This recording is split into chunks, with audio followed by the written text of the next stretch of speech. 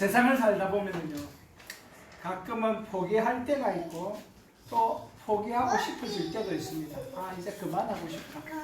자, 여기까지만 하자. 정말 여기까지 열심히 왔는데, 끝까지 하고 싶었는데, 마지막까지 가고 싶었는데, 자, 내 노력의 한계는 여기까지다 하고 포기했던 경험도 있을 거고, 포기하고 싶어질 때도 많이 겪어보셨을 겁니다. 앞으로도 또 있을지 모릅니다. 이 포기라는 것은 항상 우리 앞에서 기다리고 있습니다. 특별히 이제 한이나 요한이나 우리 모세, 누이, 이제 이런 포기라는 단어 앞에 정말 결정하고 싶지 않은 그 단어인데, 그 포기라는 단어와 정말 심각하게 만날 일들이 있을 거예요. 그러나 포기하는 것은 언제라도 할 수 있습니다. 포기하는 것은 언제라도 할 수 있습니다. 지금도 할 수 있고, 내일도 할 수 있고, 모레도 할 수 있고, 그 일이 끝나기 전에 포기하는 것은 언제라도 할 수 있습니다. 근데 포기하지 않고 끝까지 가는 것은 정말 힘듭니다. 정말 포기하고 싶은 상황이고, 포기해야 될 것 같고, 그만하고 싶은데 이제 상황을 해야 될 것 같고, 안 하면 안 될 것 같고, 이제 그러한 두 가지 상황 속에서 이제 힘든 경험을 우리도 앞으로 얼마든지 또 할 수 있고, 젊은 여러분들은 더 많은 이 문제를 두고 고민을 하게 될 겁니다. 포기하지 않고 끝까지 인내하는 것은 끝까지 인내해야만 얻을 수 있는 결과물입니다. 그래서 주님께서는 끝까지 견디는 자가 무엇을 얻는다? 구원을 얻는다. 끝까지 견디는 자가 구원을 얻는다. 그렇게까지 말씀을 하셨습니다. 오늘 우리는 요나의 생애에 나타나시고 말씀하셨던 하나님의 마음을 깨닫게 됨으로써 하나님께서 주시는 포기하지 않는 은혜가 있기를 바랍니다. 이 세상을 향한 하나님의 마음을 이해하신다면 여러분도 끝까지 인내하는 그 은혜를 누리게 될 것입니다. 요나를 통해서, 그리고 하나님의 진심을 통해서 함께 은혜 받기를 축복합니다. 요나서는요, 이스라엘이 가장 전성기의 절정을 이루던 여로보암 2세를 배경으로 하고 있습니다. 북이스라엘을 배경으로 하고 있습니다. 그렇지만 이 전성기도 잠깐, 그 이후에는 이 북이스라엘 왕국은 계속해서 사변들로, 그러니까 왕조가 바뀌게 되죠. 사변들로를 지게 됩니다. 그리고 곧이어서 북이스라엘은 마침내 아수르에서 기원전 722년에 멸망당하고 말았습니다. 자, 선지자 요나에 대한 기록은 요나서에만 있는 게 아닙니다. 열왕기하 14장에 보면은 이 요나가 거기도 등장을 합니다. 열왕기하 14장 25절에 보면 26절, 27절에 이렇게 기록합니다. 이스라엘의 하나님 여호와께서 그의 종 가드헤벨 아mitte의 아들 선지자 요나를 통하여 하신 말씀과 같이 여로보암이 이스라엘 영토를 회복하되 하맛어기에서부터 아라바 바다까지 하였으니라고 기록하고 있습니다. 이 말은 뭐냐니까, 여로보암이 당시에 능력 있는 왕으로 쓰임을 받고 있었던 그 주변의 대적들을 크게 무찌르게 될 것을 요나 선지자를 통해서 말씀하셨다는 거예요. 그래서 여로보암 2세의 그 놀라운 그 부흥기를 맞았을 때에, 그 당시에 우리가 알고 있는 아수르의 니느웨를 향한 메시지만 요나가 전달한 것이 아니라 여로보암 2세 시대에 그 주변의 세력들을 제거하고 크게 부흥하게 될 것을 요나 선지자를 통해서 이미 예언하셨다는 것입니다. 따라서 요나는 이런 극우 성향의 민족주의적인 메시지는 신이 나서 전파를 했습니다. 반갑다 하지마. 와서 반갑다, 환영한다. 그래서 요나를 우리가 조금 알잖아요. 그래서 북이스라엘의 주변의 적들을 다 제거하고 큰 부흥성대를 이룰 것이라는 이 적극적이고, 그리고 북이스라엘을 향한 어떤 이런 말씀을 보는 순간에 어서 와라, 오늘 설교야 설교.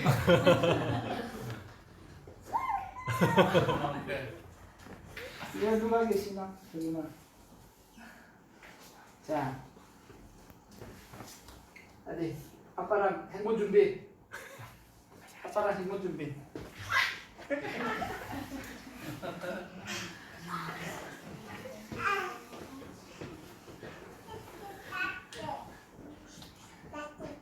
굉장히 민족주의자라는 거 우리가 알고 있잖아요. 그러니까 북이스라엘을 위한 그 긍정적인 메시지가 요나가 신이 나서 전파를 했을 겁니다. 하지만 요나서에서 요나가 받았던 메시지는 열왕자하에 임했던 하나님의 말씀과는 전혀 다른 메시지였습니다. 완전히 결이 다른 메시지였죠. 북왕국 이스라엘이 흥왕하게 될 것이라는 이 메시지는 정말 요나도 기쁘고 즐겁게 전파했을 거예요. 자기 성향에 딱 맞는 메시지였잖아요. 근데 그 당시에 같이 활동했던 선지자들 중에 또 누가 있냐니까 아모스하고 호세아라는 선지자가 있었습니다. 자, 이 세 사람이 같은 시대적 배경을 가지고 있는데 그 아모스 선지자의 시대 주신 메시지를 보면은 그 시대의 환경이 어땠는지, 영적인 환경이 어땠는지를 잘 반영을 하고 있습니다. 아모스 8장 11절에 보면은 호세아 아모스를 통해서 하나님 주신 말씀이 이거예요. 주 여호와의 말씀이니라. 보라, 날이 이를지라. 내가 기근을 땅에 보내리니 양식이 없어 주림이 아니며 물이 없어 가람이 아니요 여호와의 말씀을 듣지 못한 기갈이다. 그러니까 물질적으로는 풍요하지만은 영적으로는 하나님의 말씀을 듣지 못해서 기갈이다, 가라다, 부족하다는 거예요. 호세아 선지자는 이렇게 말씀을 받았습니다. 10장 2절에 보면 그들이 두 마음을 품었으니 이제 벌을 받을 것이다. 호세아서요. 한 마음을 품어야 되잖아요. 남편이나 아내에 대해서 한 마음을 품어야 되는데 두 마음을 품었다는 것은 다른 남자나 다른 여자가 있다는 것이죠. 하나님을 향하여서 한 마음을 품어야 되는데 우리 신앙의 대상은 하나님밖에 없어야 되는데 두 마음을 품어야 됩니다. 하나님도 내가 믿지만 내가 이 우상도 나한테 복을 준다고, 재물에 복을 준다고 하니까 나도 이 우상을 섬기겠습니다. 아, 우리 집에 자식이 없는데 자식을 준다고 하니까 나는 저 우상도 섬기겠습니다. 이런 두 마음을 품었다는 거예요. 하나님께서는 이스라엘 도울 자가 없는 것을 보고 불쌍히 여겨서 구원하셨고 그리고 주변을 제패할 수 있는 능력을 주셨습니다. 하지만 이스라엘의 부귀와 영광 이후에는 곧 타락으로 이어졌다는 것을 선지자들의 호소를 통해서 우리는 알 수가 있게 됩니다. 하나님께서는 요나 선지자를 통해서 먼저 여로보암 2세 시대에 영광도 주셨지만 또 다른 점에서는 아수르의 구원을 위해서도 사용하기를 원하셨어요. 북이스라엘뿐만 아니라 아수르를 위해서도 하나님께서 요나를 쓰려고 하셨던 것이죠. 그런데 아시는 것처럼 요나는 이런 하나님의 뜻에 강력하게 반발하고 거절했습니다. 사춘기들 키워보셨잖아요. 우리 조 목사님도 잠시 잠깐 후에 경험하실 텐데, 자, 아이들 사춘기가 되면은 다투게 되잖아요. 근데 아이들이 부모를 때릴 수는 없으니까 어떻게 합니까? 문을 콱 닫고 나가면 나 기분 나쁘다 이거죠. 내 뜻대로 안 된다 이겁니다. 막 책상을 빡 치기도 합니다. 들어보니까 어떤 애는 노트북을 갖다가 컴퓨터 노트북을 갖다 집어 던졌다 그러고 뭐 다양한 반응이 나옵니다. 요나가 꼭 사춘기처럼 하나님 앞에서 그랬다는 것 아닙니까? 니네로 가라고 했는데 난 가기 싫어요 하고 어떻게 하는 거야? 문을 쾅 닫고 나가서 배 타고 떠나버리는 거야. 나 이제 싫어 하고 가버리는 거야. 이스라엘의 성공을 위해서는 선지자로서 기꺼이 수고를 아끼지 않았습니다. 우리나라가 잘 돼. 우리나라 영토가 회복된다는데 우리나라 영토가 넓어질 거야. 하나님께서 나에게 말씀을 주셔서 너무 기분 좋아. 즐겁게 사역을 했습니다. 그렇지만 아수르를 위해서는 눈꽃만큼도 그들을 돕고 싶은 마음이 없었던 것이죠. 그들을 위한 축복의 말, 하나님께로 돌아올 수 있는 그런 기회를 만들어주고 싶지 않았던 것입니다. 왜냐하면 비슷한 시기에 그 당시 참 선지자들이 많았죠. 북이스라엘에 호시아, 아모스 같은 선지자가 있는가 하면은 남쪽 유다에는 누가 활동했냐니까 그때 이사야 선지자가 활동했어요. 대단한 선지자잖아요. 그 이사야 선지자가 아수르를 향한 메시지를 선포를 했습니다. 이사야 10장 5절 이하에 보면 이렇게 시작합니다. 아수르 사람은 화 있을진저. 7장과 10장에 이른 7, 8, 9, 10 4장에 걸쳐서 아수르에 대한 이 저주의 하나님의 이 진노의 심판에 대한 말씀이 기록이 되어 있습니다.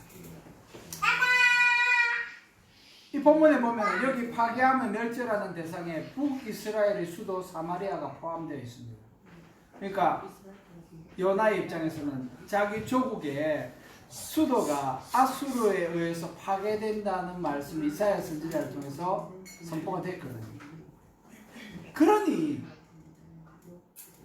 이스라엘의 시민으로서, 국민으로서 그런 아수르를 돕는, 그런 흉악한 아수르를 돕는 하나님의 말씀을 선포하는 게 불편합니다. 불편한 정도가 아니라 대놓고 난 싫어. 너는 좋아합니다. 목사님이 너는 좋아. 안 말해주겠지.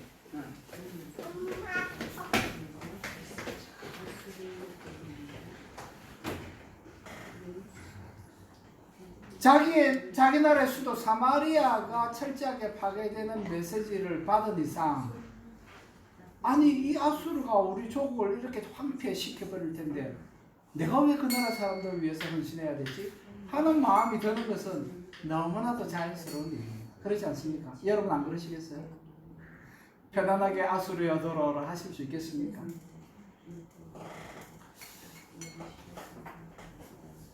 더군다나 북이스라엘이 여로보암 2세를 통해서 번영할 것이라는 예언대로 사마리아가 지금 번성기를 누리고 있는데 이 전성기를 끝낼 민족에게 구원을 복음을 전한다는 것은 논리적이고 상식적인 입장을 가진 사람이라면 아마도 요나처럼 행동하는 것이 자연스러웠을 것입니다. 대부분의 사람들은 요나처럼 행동할 수밖에 없었을 것입니다. 이렇게 잘 나가는데 아수르가 이걸 끝장낼 판인데 어떻게 그들을 위해서 복을 빌어줄 수 있겠습니까? 요나의 행위는 지극히 상식적이고 논리적이며 민족주의적입니다. 아마도 우리 가운데도 이러한 태도와 견해를 열렬하게 지지할 분들도 있을지 모르겠습니다. 우리 예수 믿는 사람들 중에서는 조국을 너무 사랑하는 분들이 참 많이 계십니다. 정말 조국을 사랑해야죠. 저도 사랑합니다. 조국만 사랑하는 것 같아요. 조국 대한민국을 사랑하는데 그래서 너무 이제 아주 극렬하게 우익으로 가서 신앙과 조국이 혼동되는 그런 경우도 있습니다.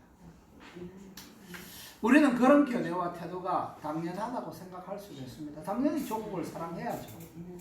그런데 많은 사람들이 그렇게 생각할 때에 하나님의 뜻은 무엇입니까? 라고 물어볼 필요가 있는 것이죠. 우리는 조국 사랑합니다. 우리는 이렇게 하는 것이 당연합니다. 근데 이 사건 가운데 하나님의 뜻은 무엇입니까? 자, 요나서 1장 2절을 오늘 읽었죠. 1장 2절을 보면 하나님께서 요나에게 이렇게 말씀하세요. 너는 일어나 저 큰 성읍 니느웨로 가서 그것을 향하여 외치라. 이 말씀 분명하잖아요. 요나가 분명히 그 말씀을 받았습니다. 그런데 하나님의 뜻을 전달받은 선지자 요나는 하나님의 뜻과는 반대되는 다시서 지금으로 말하면 스페인으로 갑니다. 아수르는 동쪽으로 가야 되는데 이 이스라엘 창고에서 동쪽으로 가야 되는데 다시서는 서쪽에 있다. 그것도 아주 멀리. 왜 요나는 하나님의 뜻이 무엇인지 분명하게 받았음에도 불구하고 그것을 거절하고 정반대 방향인 반대쪽으로 도망가려고 했을까요? 요나서 4장에 보면은 요나 스스로가 그 대답을 하고 있습니다. 요나서 4장 1절과 2절에 보면은 이렇게 얘기합니다. 요나가 매우 싫어하고 성내며 여호와께 기도하여 이르되 여호와여 내가 고국에 있을 때 이러하겠다고 말씀하지 아니하였나이까. 그러므로 내가 빨리 다시스로 도망하였사오니 주께서는 은혜로우시며 자비로우시며 노하기를 더디하시며 인애가 크시사 뜻을 돌이켜 재앙을 내리지 아니하시는 하나님이신 줄을 내가 알았기 때문에 내가 도망갔잖아요. 내가 하나님 어떤 분인지 알아요. 하나님 그럴 거죠. 저 사람들 회개하면 용서해 줄 거잖아요. 난 그게 싫어요. 하나님의 뜻은 알겠어요. 분명히 하나님 그렇게 하실 거라는 것도 압니다. 그래서 나 도망갔잖아요. 나 그게 싫다는 거. 나는 싫다니까요. 나한테 그걸 맡기지 마세요. 나는 싫으니까 다른 사람 통해서 하시든지 하나님 직접 하시든지 난 모르겠고 난 갑니다. 가버립니다. 자신의 뜻과 자신의 생각과 자신의 논리와 자신의 감정과는 정반대되는 것을 하나님께서 요구하셨기 때문에 요나는 하나님의 뜻을 이루기 위해서 자신의 뜻을 굽히기보다는 어떻게 합니까? 자신의 상식적이고 논리적이고 감정적인 그 지식을 따라서 행동을 했습니다. 순간적이고 즉흥적으로 그는 자신의 마음이 원하는 것을 행동으로 옮겼던 것이죠. 근데 이런 예가 또 성경에도 있습니다. 많이 찾아볼 수 있겠지만 특별히 마태복음 16장에 보면은 아주 그 예를 볼 수가 있는데 이것 때문에 베드로가 엄청나게 크게 주님으로부터 꾸중을 받지 않습니까? 예수님께서 제자들에게서 물어보셨습니다. 가이사랴 빌립보에서 사람들이 나를 보고 누구라고 하더냐 물었잖아. 그러니까 제자들이 사람들이 하는 말을 그대로 옮깁니다. 누구는 선지자, 누구는 멜리야, 뭐 이런 얘기들을 쭉 합니다. 세례요한 하니까 그럼 좋다. 근데 너희는 나를 누구라고 하느냐? 라고 물었을 때 시몬 베드로가 대답하지 않습니까? 주는 그리스도시요 살아계신 하나님의 아들이십니다. 이 얼마나 분명하고 요약적이고 확실한 신앙 고백입니까? 뭐 따로 신학을 공부할 필요가 없습니다. 여기 다 있습니다. 주는 그리스도시요 살아계신 하나님의 아들이십니다. 예수님에 대한 정의가 딱 됐습니다. 예수님은 이런 분. 그래서 예수님께서 엄청 칭찬하시잖아요. 천국 열쇠를 내게 준다. 내 이름 반석이니까 내가 반석 위에다가 교회를 세우겠다. 네가 풀면 풀리고 네가 매면 매인다. 그러니까 너희들이 풀고 맺는 것에 따라서 그렇게 될 것이다. 그렇게 아주 칭찬을 했습니다. 그러고 난 다음에 이제 본격적으로 예수님께서 왜 살아계신 하나님의 아들이신 예수님이 왜 죽어야 하는지 그 이유를 이제 설명을 하시죠. 서기관들에게 많은 고난을 받고 죽임을 당하고 그리고 또 이렇게 말씀하셨어요. 제 3일은 살아난다 까지 말씀을 해주셨어요. 근데 베드로는 어디까지 들어놓습니까? 베드로가 예수를 붙들고 항변하여 이르되 주여 그리 마옵소서. 이 일이 결코 죽게 미치지 아니하리이다. 자, 어떻게 예수님이 고난을 받고 죽으신단 말입니까? 안 죽으면 부활할 일도 필요 없지 않습니까? 다시 살아날 일이 필요 없지 않습니까? 어떻게 예수님에게 이런 고난이 오고 이 험한 꼴을 제가 보게 할 수 있겠습니까? 예수님 걱정하지 마십시오. 제가 지켜드리겠습니다. 이러면 예수님이 베드로 너 정말 고맙구나. 야 나를 이렇게까지 생각해주니 너무 고맙다. 하는 게 정상적이잖아요. 그죠? 근데 예수님의 반응은 정반대였습니다. 솔직히 베드로가 사탄이 되어버렸습니다. 그러면서 사탄아 내 뒤로 물러가라 하시면서 하시는 말씀이 이거예요. 너는 나를 넘어지게 하는 자다. 왜? 네가 하나님의 일을 생각하지 아니하고 도리어 사람의 일을 생각한다. 베드로가 예수님 생각했잖아요. 걱정했잖아요. 염려했잖아요. 그래서 자기가 지켜드리겠다고. 그 일이 일어나지 않겠다고. 인간적으로는 너무나도 논리적이고 당연하고 지극히 그렇게 해야 되는 일이었지만 그렇게 했더라면 모든 스승들이 다 기뻐할 만한 말이었지만은 예수님은 그건 사람의 일이고 그건 사람의 일이에요. 그것 때문에 하나님의 일이 방해받는다는 것이죠. 그 사람을 우선시하는 것 때문에 사람을 염려하고 사람을 생각하고 사람을 배려하는 그것 때문에 하나님의 일이 방해를 받는다. 너 그건 못 보냐? 이 말씀을 우리 일의 순서가 뭔지 보여주는 거죠. 조국을 사랑하는데 조국만 사랑해. 사람을 사랑하는데 사람만 사랑해. 인본주의잖아요.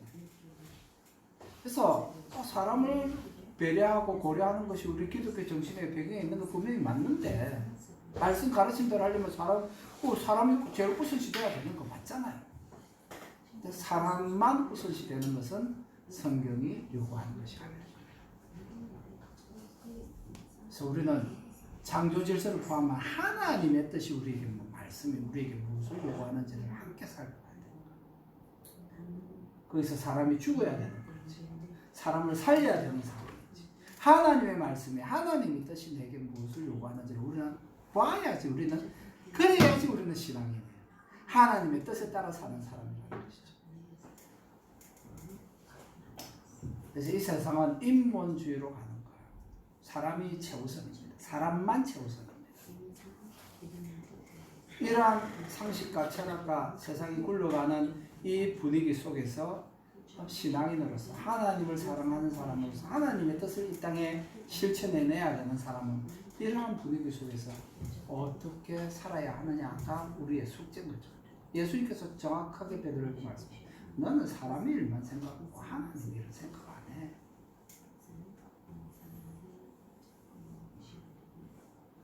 재미있는 것은 이 16장 앞부분에 사람들이 예수에게 표적을 구했죠. 그때 요나의 표적밖에 내가 보여줄 게 없다. 요나의 표적이 뭡니까? 3일 동안 뱃속에 있다가 죽었다가 다시 살아나는 거잖아요. 중요한 것은 누구의 뜻이 중요한가. 그래서 인본주의는 사람이 제일 우선이죠. 사람이 우선입니다. 그러나 우리는 그 앞에 하나 더 먼저 되는 거 있죠. 가장 선행되는 것. 우리의 일의 순서에서 항상 제일 먼저 있는 것. 그것은 하나님의 뜻이죠. 베드로는 지극히 상식적이고 도의적이며 정의로운 판단으로 스승을 보호하려고 했습니다. 스승을 배려했습니다. 생각했습니다. 상식적으로는 그의 판단과 태도를 꾸짖을 이유가 전혀 없습니다. 오히려 칭찬해야죠. 고맙다고 해야죠. 그러나 주님은 오히려 베드로를 심각하게 꾸짖었습니다. 너는 나를 넘어지게 하는데 네가 하나님의 일을 생각하지 않고 도리어 사람의 일만 생각했다. 요나는 하나님의 뜻과 계획을 분명하게 이해했습니다. 잘못 이해해서가 아니고 정확하게 이해했기 때문에 그는 도망간 거예요. 왜? 정확하게 자기의 생각과 자기의 느낌과 자기의 생각과 자기의 감정하고 정반대였기 때문에, 마음에 드는 것이 아니었기 때문에 도망간 것입니다. 그래서 정반대 방향인 다시스로 가는 배를 타고 배 밑창으로 내려가서 아예 잠을 자버렸습니다. 그의 의도는 왜 그랬습니까? 왜 배 가장 밑창에 내려가서 잠을 자버렸습니까? 고개를 들으라 모세야. 왜 가장 아래쪽에 내려가서 잠을 자버렸습니까? 그건 이겁니다. 하나님, 제가 이 일은 제 뜻대로 하기로 결정했으니까 저를 잊어주세요. 저 찾지 마세요.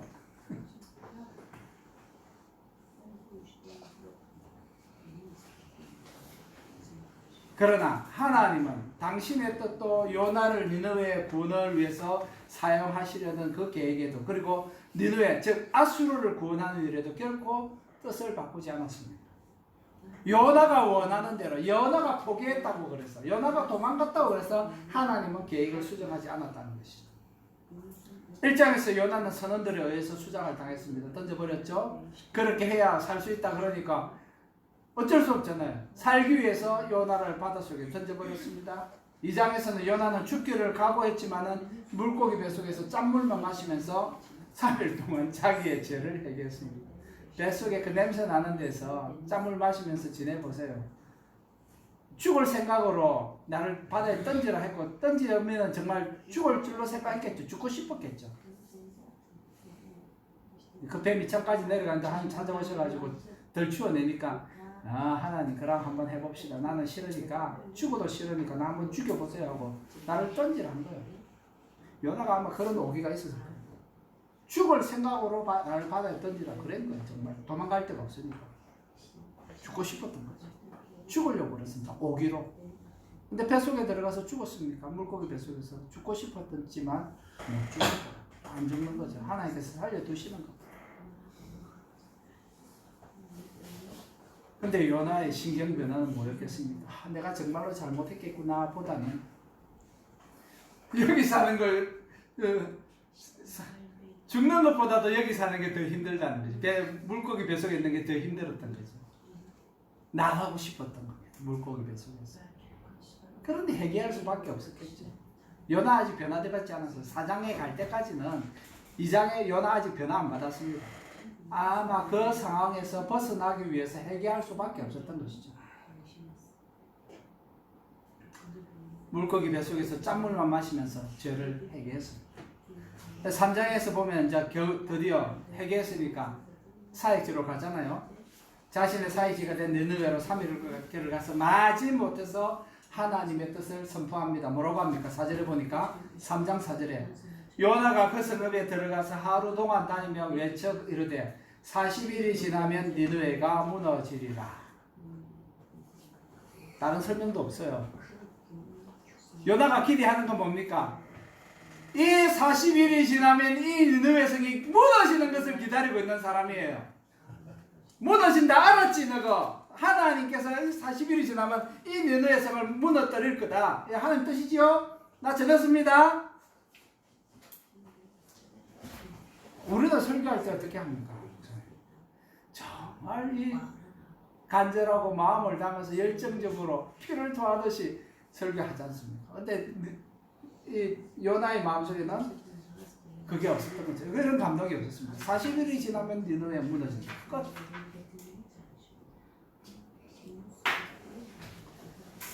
정말 가기 싫어했던 니느웨로 갈 수밖에 없어서 갔는데 말씀은 선포했지만 저들을 구원하고 싶어하는 그런 간절함은 없었습니다. 요나는 그렇게 했어요. 아무런 감동도 열정도 없는 설교였습니다. 그런데 그 반응은 바로 그날 즉각적으로 나타나버리고 말았습니다.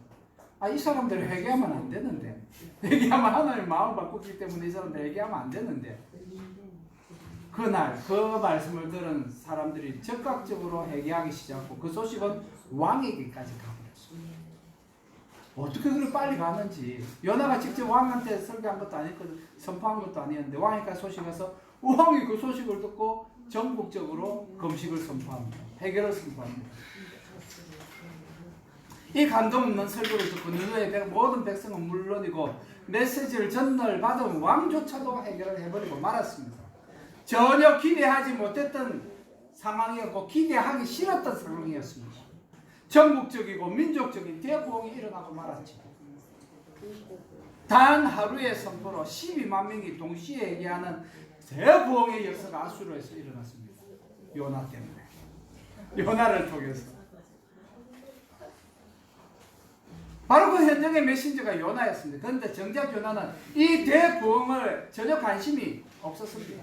사모하지도 않았고 오히려 이런 대부흥이 일어나기를 기대하지도 바라지도 않았습니다.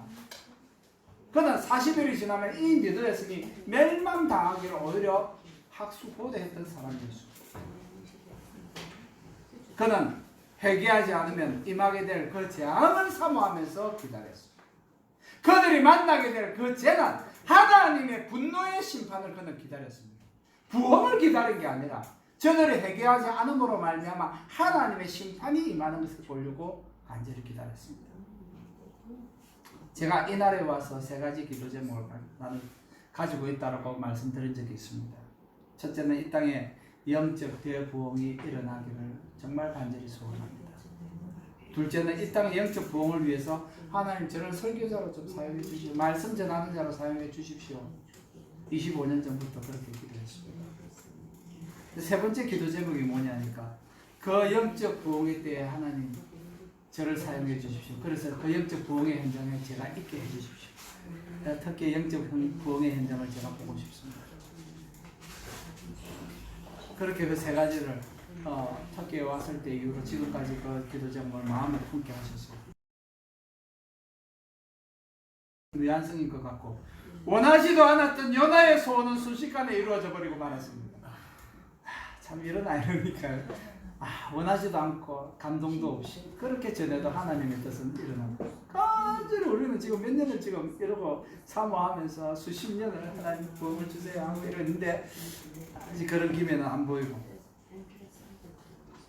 요나는 오히려 자신이 선포한 메시지를 들고 회개한 백성들을 용서한 하나님에게, 그리고 강력한 부흥을 허락하신 하나님에게 강력하게 항의했습니다. 강력하게 항의. 차라리 자신을 죽여달라는 생각까지 썼습니다. 요나서 4장에 보면은 3절 이하에 이렇게 얘기합니다. 여호와여 원컨대 이제 내 생명을 거두어 주소서. 이게 처음이 아니잖아요. 벌써 바다에 죽기를 작정하고 바다를 던지라 했던 사람입니다. 사는 것보다 죽는 것이 내게 더 낫겠습니다. 이렇게 얘기하니까 하나님께서 아무 말씀도 안 하시다가 이제 이렇게 상황을 만드시죠. 해가 뜰 때에 하나님이 뜨거운 동풍을 예배하셨고 해는 요나의 머리에 쪼임에 요나가 혼미하여. 여러분 이 상황을 이해하십니까? 저도 여기 터키의 어떤 지역들은 굉장히 더운 게 아니고 뜨겁습니다. 갔는데 너무 뜨거워서 뭔가를 가리지 않고는 더울 때는 우리가 뭔가 벗어 던지고 싶은데 너무 뜨거우니까 가리고 싶은 거예요. 그제서야 중동 사람들이 왜 그래 덮어서 못 다니는지 몸소 체험이 되더라고요. 내놓고 다니는 것보다 뭐라도 덮어서 넣는 게 훨씬 시원하구나. 그걸 느껴봤습니다. 그래서 그 정신이 혼미할 정도로 뜨거웠던 거죠. 스스로 죽기를 구하여 이르되 사는 것보다 죽는 것이 내게 나으리다. 내가 사는 것보다 죽는 게 낫겠습니다. 막 죽여주십시오. 하나님께서 요나에게 물어보십니다. 네가 이 박덩쿨로 말미암아 썩내는 것이 어찌 옳으냐 하시니 그가 대답하되 내가 썩내어 죽기까지 할지라도 옳습니다. 그런 거예요. 죽기까지 내가 하나님보다 내가 옳다는 거예요. 마지막까지 이렇게 버텼습니다. 하나님의 모든 뜻과 계획은 모든 사람에게 맞춰주셨습니다. 하나님은 인본주의자세요. 사람을 구원하시기 위해서 자신의 하나뿐밖에 없는 그 아들까지도 사람들에게 내어주십니다. 하나님은 인본주의자십니다. 그래서 우리는 그 인본주의자신 하나님의 계획이 뭔지 잘 알아야 제대로 된 인본주의자가 되는 거예요. 하나님의 이 계획은 절대 포기되지 않습니다. 사람을 향한 하나님의 계획은 절대 망가지지 않습니다. 취소되지도 않고 생략되지도 없어지지도 않습니다. 하나님의 계획은 마침내 이루어지고야만 하는 계획입니다. 요나가 도망을 가도 이 뜻은 바뀌지 않았습니다. 요나가 포기해도 안 바뀌었습니다. 요나가 하나님을 향하여 정말 그렇게 못되게 사촌 애들처럼 그렇게 못되게 반항하며 대들어도 하나님의 계획은 수정되지 않았습니다. 이 계획은, 이 하나님의 계획은 그 누구의 상식이나 논리나 그리고 정치적인 논리의 영향을 결코 받지 않습니다. 하나님의 뜻은 반드시 이루어집니다. 이 세상을 향하신 하나님, 저와 여러분을 향한 하나님의 뜻은 이루어집니다. 바뀌지 않습니다. 하나님 바로 여러분도 이 계획에 포함시키셨기 때문에 하나님의 그 사람을 향한 그 계획 속에 여러분 한 분 한 분을 다 포함시켜 두셨습니다. 그래서 여러분들을 부르셨고 바로 오늘 이 자리에 있게 하신 거예요. 그래서 여러분을 향한 계획을 가지고 계시기 때문이라는 사실입니다. 여러분 하나님을 믿으십니까? 하나님의 그 계획에 여러분 신뢰를 가지십니까? 여러분을 향한 하나님의 뜻과 계획이 있는 줄로 믿으십니까? 믿으시는 줄로 압니다. 마태복음 28장 18절 이후에 우리가 외우는 말씀이 있죠. 예수께서 나와 말씀하시되 하늘과 땅의 모든 권세를 내게 주셨으니 그러므로 너희는 가서 모든 민족으로 제자를 삼아 아버지와 아들과 성령의 이름으로 세례를 주고 내가 너희에게 가르쳐 지키는 모든 것을 가르쳐 지키게 하라. 분부한 모든 것을 가르쳐 지키게 하라. 내가 세상 끝날까지 주님 다시 오시는 그날까지 내가 너희와 항상 함께 있으리라. 그러면서 사도행전 1장 8절에도 이런 말씀을 주셨잖아요. 오직 성령이 너희에게 임하시면 너희가 권능을 받고 예루살렘 온 유대와 사마리아와 땅끝까지 이르러 내 증인이 되리라. 하늘과 땅의 모든 권세를 받으신 분들이 지금 이 자리에 있습니다. 예수님으로부터 하늘과 땅의 권세를 받으신 그 예수님께서 그 권세를 이양해 주셨는데 바로 여러분과 저에게 이양해 주십니다. 우리도 동일한 그 예수님의 권세에 우리가 같이 가지고 있는 것이고, 자신을 겸손하게 낮추는 것이 아니라 비하하는 사람 있죠. 자신을 비하하는 것이 아니라 하나님의 능력과 계획을 비하하는 것이죠. 그러니까 나에 대해서, 이 인간이라는 존재에 대해서 지나치게 우월감을 가지는 것, 자존감을 가지는 것도 문제지만 지나치게 비하하는 것도 문제예요. 그래서 하나님께서 나를 향하신 그 계획이 무엇이냐를 정확하게 이해하는 사람은 자기를 올바르게 사용할 수 있습니다. 올바른 평가를 할 수 있습니다. 자신의 위치가 무엇인지, 자신의 가치가 무엇인지 정확하게 판단하고 사용할 수 있습니다. 그러나 그 하나님의 뜻을 이해하지 못하는 사람은 지나치게 자기를 높게 본다. 아니면 지나치게 자기를 낮게 평가해서 하나님의 뜻에 자기를 맞추지 못하는 것이죠. 비하하는 것, 지나치게 교만한 것 다 문제지만 진짜 문제는 뭐냐니까 하나님의 뜻에 자기를 맞출 수 없다는 것, 하나님의 뜻에 나를 맡길 수 없다는 것, 자신을 사용할 수 없다는 게 사실은 더 심각한 문제예요. 지금 우리는 하나님이 보내신 땅끝에 함께 서 있습니다. 여기가 여러분과 저의 지금 우리에게 보내신 땅끝입니다. 하나님께서 요나에게 알가하고자 했던 것이 하나 있었습니다. 여러분도 지금 이 시간에 포기할 줄 모르는 그 하나님의 뜻이 무엇인지 깨닫기를 축복합니다. 요나서 마지막 부분이죠. 4장 10절과 11절입니다. 여호와께서 이르시되 네가 수고도 아니하고 재배도 아니하였고 하룻밤에 났다가 하룻밤에 말라버린 이 박능쿨을 아꼈거든. 하물며 이 큰 성읍 니느웨는 좌우를 분별하지 못하는 자가 12만여 명이요 가축도 많이 있나니 내가 어찌 아끼지 아니하겠느냐. 요나에게 하신 말씀이에요. 니느웨에 12만 명이 있었던 거죠. 지금 여러분 이스탄불시에 몇 명이 있는지 아십니까? 정확한 숫자는 아무도 모릅니다. 하나님만 아십니다. 작게는 1,500만 명, 많게는 1,800만 명. 맨날 들락날락하니까 뭐 셀 수가 없습니다. 정확한 숫자는 12만 명 대 1,200만 명이라고 합시다. 몇 대입니까? 100대잖아요. 하나님께서 12만 명 때문에 요나에게 나 포기 못한다 하셨는데, 이제 죽고 싶어도 못 죽는다고 못 죽게 하셨는데, 지금 우리가 하나님께서 우리를 보내신 이 땅에 이스탄불에 그 12만 명의 100배 이상 사람들이 지금 있습니다. 이스탄불을 바라보는 하나님의 마음, 하나님 포기하지. 12만 명도 포기하지 않으셨는데 1,200만 명을 포기하시겠습니까? 그 12만 명 때문에 하나님께서 요나를 그렇게 못되게 굴어도 불러다 다시 서시고 방향을 인도하시고, 하나님께서 요나를 하는 짓을 보면은, 그죠? 우리가 하는 짓을 보면은 그래요. 저 자신을 봐도 그래요. 포기하셔도 괜찮을 것 같은데, 다른 사람 쓰신 사람 더 많을 것 같아요. 나보다 능력 있는 사람 많은데, 신실한 사람 많은데, 영적인 사람 많은데, 하나님 요나를 포기하지 않으시듯이 나를 포기하지 않는, 여호와는 너와 함께 할 거야. 죽고 싶어도 못 죽는 거, 죽을 수 없는 거. 사람을 향하신 하나님의 뜻이 있기 때문에 그곳에 내가 부름을 받았기 때문에 그 일에 내가 부릅니다. 이제 나의 가치는 내가 생각하는 나의 가치가 아니에요. 나의 가치는 어디에 있습니까? 하나님의 뜻에 있습니다. 하나님의 뜻을 이 시대에 이곳에서 나를 통해서 이루실 그 하나님의 뜻이 내게 있기 때문에 그것이 바로 나의 가치예요. 하나님께서 내게 부여한 가치는 죽을 수 있는 가치가 아닙니다. 쉽게 죽을 수 있는 가치가 아니에요. 쉽게 포기할 수 있는 가치가 아니라 하나님이 포기하기 전에는 나는 포기되어지지 않는다는 거예요. 그것이 나의 가치입니다. 하물며 이 큰 성읍 니느웨는 좌우를 분별하지 못하는 데가 12만여 명이라 가축도 많이 있다. 내가 어찌 아끼지 않겠냐. 이 음성이 여러분들 오늘날 동일하게 여러분들께 들려주시기를 축복합니다. 사랑하는 주님, 은혜를 감사합니다.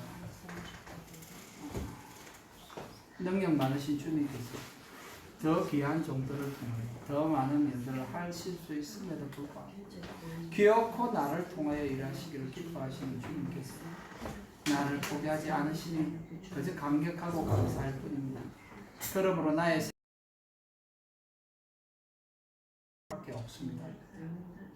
일하는 것이 내가 아니라 실상은 주님께서 다 행하시기 때문에 저는 그저 주님의 도구로 쓰임을 받는 종으로서 하나님의 손에 붙들려 있는 사람일 뿐입니다. 우리 모두가 그렇습니다. 그러므로 주님을 찬양합니다. 오직 주님만이 영광과 찬송을 받으시옵소서. 예수님 이름으로 감사하며 기도합니다. 아멘.